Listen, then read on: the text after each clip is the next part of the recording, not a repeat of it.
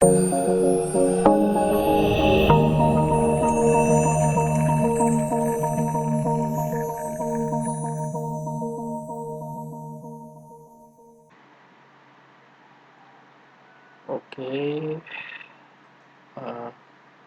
lanjut lagi teman-teman Bakti Lovers. Mohon maaf karena sempat terjeda tadi karena saya ada keperluan yang lain. Ya maklum lah, ya Bakti Lovers, saya yang masih jomblo berkualitas lagi ini kan tidak mudah ya hidupnya. Kadang-kadang sedikit dapat callingan dari mantan mau balikan, kadang-kadang cuma jalan mejeng di mall saja sudah disapa-sapa sama cewek, jadi ya memang harus banyak yang diurusi gitu. Ya karena saya pernah dapat mimpi itu katanya pesona saya ini bahkan ngalahin pesonanya Pangeran Abdul Maten Bolkiah gitu. Kan tahu ya siapa Pangeran Abdul Maten itu, yang putra keempatnya Raja Brunei Darussalam itu ya. Nah itu saya dapat mimpi bahwa pesona saya bahkan mengalahin beliau gitu ya. Ya kalau saya sih tetap down to earth saja, tetap tidak sombong. Ya respon saya ya cuma bisa saja kamu mimpi gitu. Nah, lah jadi ya mohon kemaklumannya. Nah, itu bagaimana menurut pendapat Bakti Lovers, apakah apakah saya memang sungguh-sungguh mempesona itu? Itu bisa ditulis di kolom komentar ya Bakti Lovers. Nah, oke, kita lanjutkan saja. Tadi sampai mana? Tadi sampai eh, kalau Bakti Lovers bertanya-tanya kenapa sih kok masih harus mendengarkan curhatan saya tentang Pancasila gitu. Ya kalau menurut saya ya haruslah bro. Kenapa? Karena kita ini kan hidup di negara yang dasar ideologinya itu Pancasila itu Bakti Lovers. Maka kamu ya harus wajib kudu musti tahu tentang Pancasila. Bagaimana bisa ideologinya kita negara saja Pancasila, masa kita tidak tahu tentang Pancasila? Kalau misalnya para Bakti Lovers tidak mau tahu tentang Pancasila itu sama saja seperti Bakti Lovers sedang main Mobile Legends di kompetisi internasional atau Free Fire lah atau PUBG atau apapun itulah atau Tetris lah kalau tidak tahu apa itu game atau Tetris. Kamu main Tetris tapi tidak tahu cara permainannya bagaimana, kamu nggak tahu rule of the game-nya bagaimana, ya pasti akan kalah. Pasti kamu main pakai Alucard tapi nggak tahu serangannya bagaimana, bagaimana build-nya, itu otomatis hancur lebur lah di kompetisi internasional itu. Dan dikatain masih noob sama seantero pemain. Nah itu juga pengandaiannya juga kalau kamu hidup di negara Indonesia menjadi anggota dari negara Indonesia yang pastinya kamu harus tahu apa yang menjadi dasar pondasi berdirinya negara Indonesia tersebut. Kamu hidup, kamu lahir di Indonesia, ya kamu harus tahu apa yang menjadi dasar pondasinya negara Indonesia ini. Kalau kamu tidak mau tahu tentang pondasinya, ya silakan angkat kaki saja segera dari bumi Indonesia ini, kan seperti itu. Dicap sebagai orang asing, kita ini hidup di Indonesia. Indonesia ini dasarnya adalah Pancasila, ideologinya Pancasila, ya kita harus harus belajar tentang Pancasila ya. Uh, Kasarannya seperti itu, Bakti Lovers. Uh, jadi ya kalau setidaknya kalau Bakti Lovers ini adalah merupakan mahasiswa di tingkat akhir, paling tidak pengetahuan tentang Pancasila ini dapat digunakan misalnya dalam kalau ingin tes CPNS misalnya, kan pasti ada tes tentang Pancasila dan tentang wawasan kebangsaan, wawasan kewarganegaraan pasti ada. Kalau ingin jadi pejabat negara, masa tidak tahu dasarnya negara, yang mana ada, yang mana bisa diterima. Nah, jadi ya antara lain itu saja ya teman-teman, kenapa alasannya kok teman-teman tuh perlu untuk mendengarkan curhatan tentang Pancasila. Lanjut. Jadi Pancasila ini di mata kuliah sudah menjadi mata kuliah wajib umum di perguruan tinggi karena memang sudah ada dasar hukumnya. Jadi di negara Indonesia ini eh, pendidikan Pancasila dilaksanakan dan wajib dimuat dalam kurikulum perguruan tinggi sebagai mata kuliah yang berdiri sendiri. Kalau dulu kan masih, dulu banget kan masih PPKN gitu. Jadi Pancasila dan kewarganegaraan itu digabung gitu. Nah, kalau undang-undang sekarang sudah memisahkan pendidikan Pancasila dengan pendidikan kewarganegaraan. Itu kenapa? Karena agar Pancasila ini menjadi ruh dari setiap kegiatan pendidikan di Indonesia ini. Jadi, sistem pendidikan tinggi di Indonesia harus berdasarkan Pancasila. Perguruan tinggi di Indonesia harus terus mengembangkan nilai-nilai Pancasila dalam berbagai segi kebijakan, menyelenggarakan mata kuliah pendidikan Pancasila secara sungguh-sungguh dan bertanggung jawab. Jadi apapun sekolah kalian, apapun madrasah kalian, apapun status sekolah kalian, apapun mata kuliahnya, tetap harus dijiwai oleh nilai-nilai dari Pancasila. Tidak boleh uh, kita di sekolah mana? Di sekolah kedokteran lalu kita uh, tidak sesuai dengan Pancasila, kita misalnya yang ekstrim saja, kita prakteknya dengan menggunakan manusia sungguhan gitu. Itu jelas uh, bertentangan dengan nilai Pancasila, karena pendidikan tersebut harus didasarkan dengan Pancasila. Jadi Pancasila menjadi ruh dalam membentuk jati diri mahasiswa dalam mengembangkan jiwa profesionalitas mereka sesuai dengan bidang studi masing-masing. Pancasila ini dapat lebih fokus dalam membina pemahaman dan penghayatan mahasiswa mengenai ideologi bangsa Indonesia. Jadi diharapkan setelah teman-teman ini keluar dari fakultasnya masing-masing, teman-teman ini menjadi teman-teman Bakti Lovers ini kembali menjadi bersyukur atas karunia kemerdekaan kita, dan juga bersyukur bahwa di negara kita ini ideologinya adalah Pancasila. Bersyukur bahwa Pancasila sebagai dasar negara kita. Kita bersyukur akhirnya dilahirkan di Indonesia. Kita bersyukur sebagai warga negara Indonesia, kita dilahirkan di Indonesia, kita bersyukur Pancasila adalah dasar negara.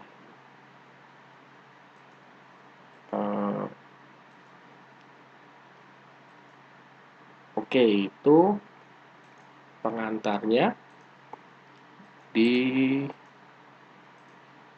dasar hukumnya kenapa harus ada mata kuliah pendidikan Pancasila.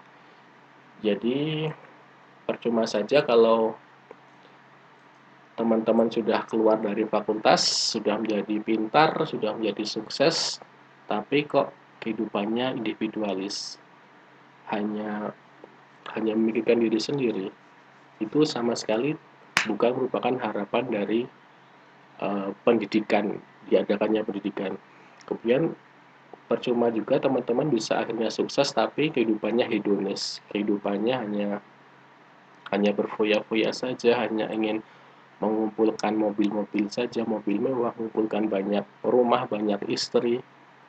Untuk apa? Itu sama sekali bukan tujuan dari pendidikan, itu sama sekali bukan sifat dari bangsa kita. Kemudian untuk apa jika punya ilmu tinggi tapi tidak memberi manfaat kepada sekitar, atau ilmunya itu hanya dimanfaatkan untuk merusak saja, hanya menjadi hacker saja, misalnya kalau ilmu komputer. Itu sama sekali bukan tujuan dari diadakannya pendidikan. Oleh karena itu Pancasila harus tetap menjadi ruh dalam membentuk jadi diri mahasiswa, harus menjadi ruh dalam setiap pembelajaran di Indonesia ini. Kemudian kita akan mendengarkan curhatan tentang pengantar Pancasila. Ini ada outputnya. Output adalah luaran atau hasil yang diharapkan setelah teman-teman Bakti Lovers ini mendengarkan kisah-kisah saya tentang pengantar Pancasila. Outputnya antara lain adalah teman-teman Bakti Lovers diharapkan dapat menguasai kompetensi, tentu saja. Teman-teman akan bersyukur atas karunia kemerdekaan Pancasila sebagai dasar negara Indonesia. Kemudian teman-teman juga menunjukkan sikap positif terhadap pentingnya pendidikan Pancasila. Yang dulunya, kenapa sih harus ada pendidikan Pancasila? Nah, setelah mendengarkan curhatan saya, teman-teman jadi semakin terbuka pikirannya tentang pentingnya pendidikan Pancasila. Kemudian menalar dan menyusun argumentasi pentingnya pendidikan Pancasila sebagai komponen mata kuliah wajib umum dalam sistem pendidikan di Indonesia. Jadi teman-teman bisa menalar, bisa berargumentasi kenapa sih kok Pancasila ini tetap penting dalam pendidikan Indonesia. Itu adalah output yang diharapkan setelah mendengar curhatan tentang pengantar Pancasila. Kemudian di curhatan saya berikutnya adalah bab tentang Pancasila dalam kajian sejarah bangsa. Jadi di sini kita akan lagi-lagi mengingat kembali sejarah bangsa Indonesia yang berhubungan dengan Pancasila. Kita mulai dari BPUPKI, dari perumusan Pancasila menjadi sidang Badan Pelidik Usaha Persiapan Kemerdekaan Indonesia sampai dengan pengesahan Pancasila sebagai dasar negara dalam sidang Panitia Persiapan Kemerdekaan Indonesia atau PPKI. Kita akan bercurhat tentang itu lagi. Jadi diharapkan setelah curhatan bab ini teman-teman Baki Lovers akan memahami arus sejarah bangsa Indonesia yang berhubungan dengan sejarah perumusan Pancasila. Kemudian teman-teman juga mengetahui dan memahami sejarah dinamika perumusan Pancasila secara historis. Dinamika itu berarti secara dinamis, jadi berubah-ubah, tidak statis, tidak stagnan, tapi kadang naik, kadang turun. Karena kita ketahui, nanti kita bahas tentang keadaan naik turun dari Pancasila tersebut. Bahkan Pancasila pun sempat mendapat tekanan, sempat ingin diganti ya Pancasila. Jadi kita mengetahui dan memahami sejarahnya itu. Kemudian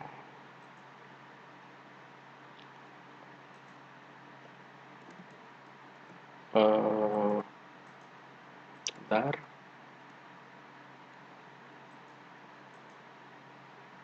Kemudian di bab ketiga, kedudukan Pancasila sebagai dasar negara.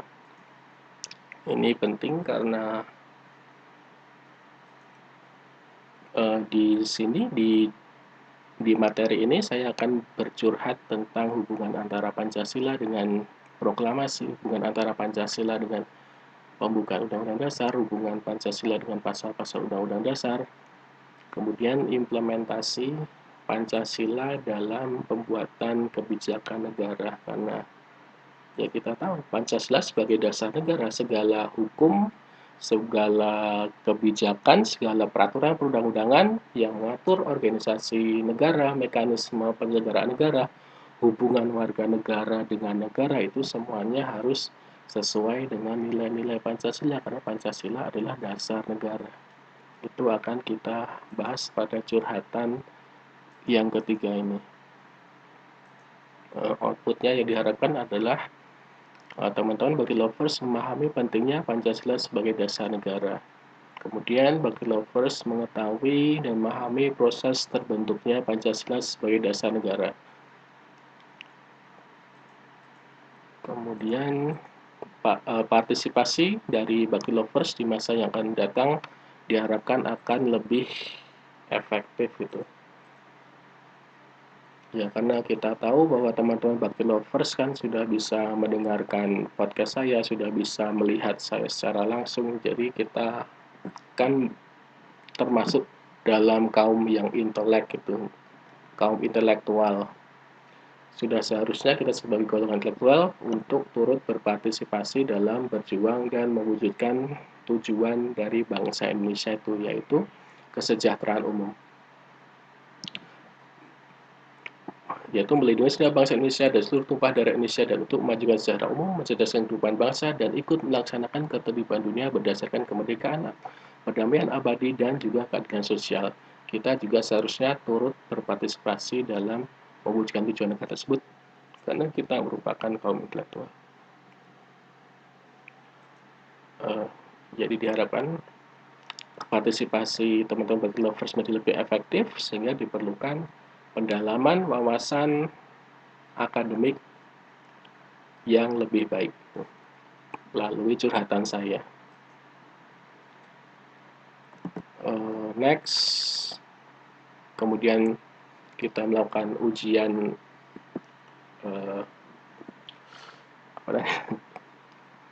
Nah, kemudian kita masuk ke curhatan saya yang keempat, yaitu Pancasila sebagai ideologi negara. Harapannya adalah teman-teman Bagi Lovers akan mampu menganalisis ideologi-ideologi besar di dunia dan menjelaskan bahwa Pancasila sebagai ideologi yang paling cocok diterapkan di Indonesia. Itu outputnya, teman-teman Bagi Lovers akhirnya bisa menganalisis dan mendeskripsikan bahwa Pancasila adalah ideologi yang paling cocok. Kemudian teman-teman Bagi Lovers mengetahui dan memahami proses terbentuknya Pancasila sebagai ideologi negara. Jadi tentu saja di bab ini, di bab curhatan saya bab ini, kita akan lebih mengaji pada Pancasila, hubungan Pancasila dengan ideologi dunia, hubungan Pancasila dengan agama, karena kita tahu ideologi adalah seperangkat sistem yang diyakini setiap anggota warga negara dalam kehidupan bermasyarakat, berbangsa, dan bernegara, yang terbentuk melalui suatu proses yang panjang karena ideologi yang melibatkan beberapa sumber seperti kebudayaan, agama, dan juga pemikiran para tokoh. Itulah pada bab keempat, kemudian pada bab kelima adalah unek-unek saya tentang Pancasila sebagai filsafat bangsa. Output atau hasil luaran yang ingin dicapai adalah bahwa teman-teman Bagi Lovers dapat memahami bahwa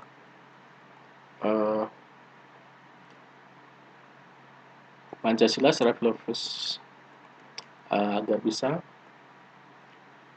mengembangkan karakter Pancasilais yang teraktualisasi atau terwujud dalam sikap jujur, sikap disiplin, sikap bertanggung jawab, sikap peduli, santun, ramah lingkungan, gotong royong, cinta damai, responsif, dan proaktif.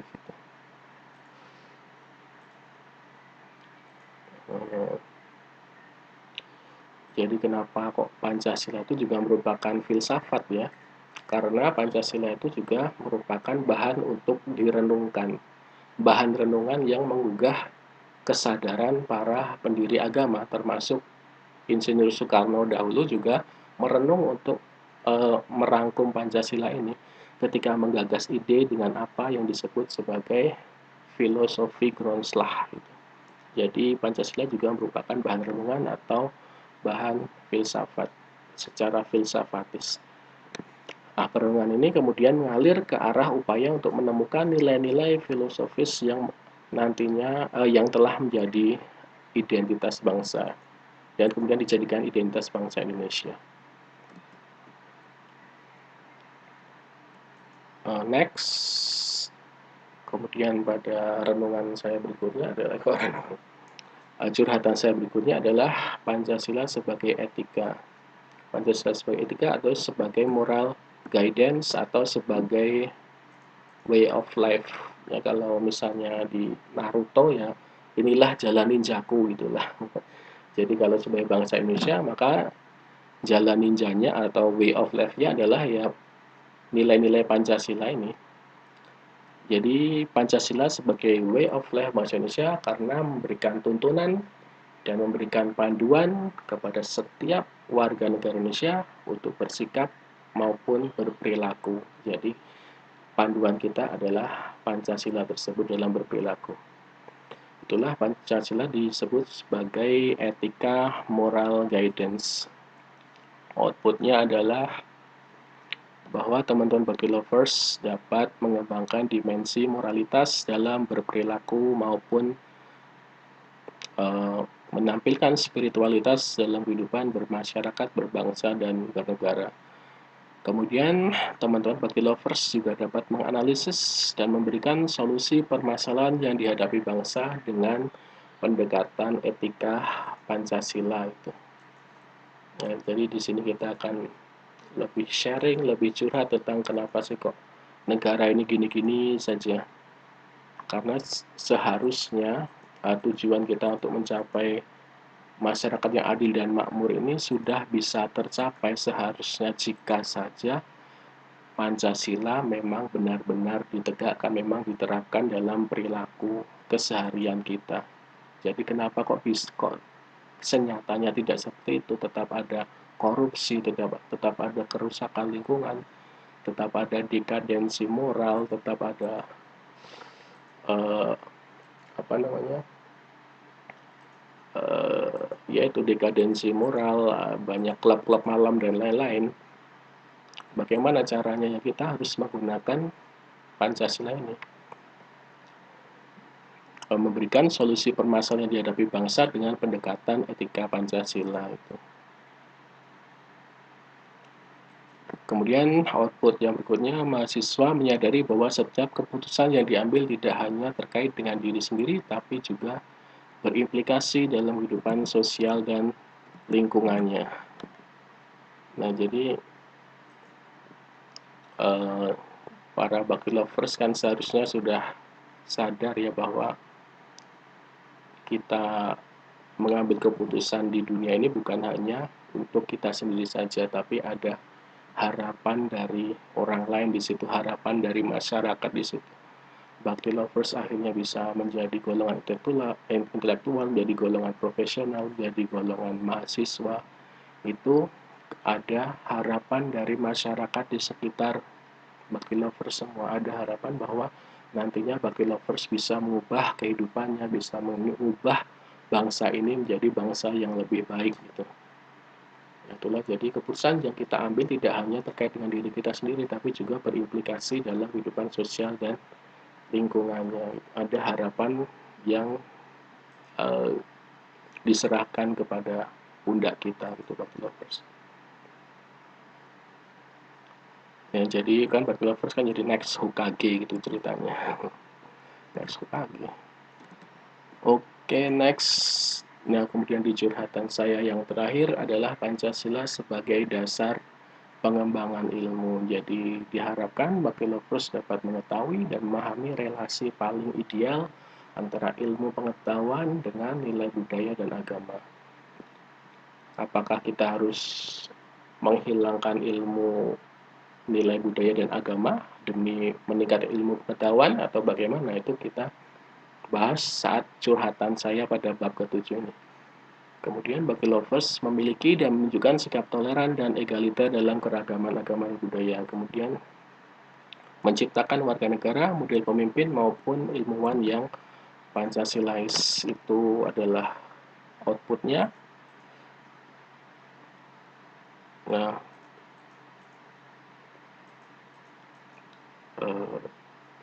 tentu saja karena kita tahu saat ini bahwa relasi antara iptek dewasa ini dengan kemajuan yang pesat, sehingga peradaban manusia malah mengalami perubahan yang luar biasa. Ya, jadi bagaimana agar iptek itu justru tidak akan merugikan umat manusia. Jadi itulah Bakti Lovers, antara lain ini adalah pembuka dulu.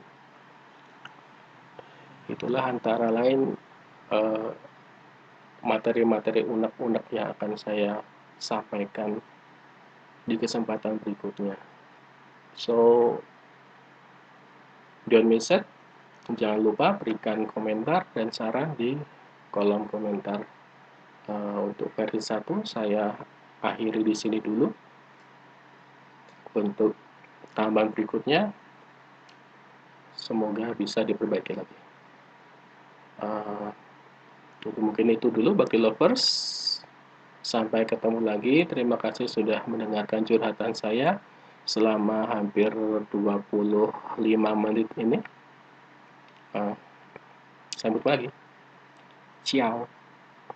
Wassalamualaikum warahmatullahi wabarakatuh. Terima kasih.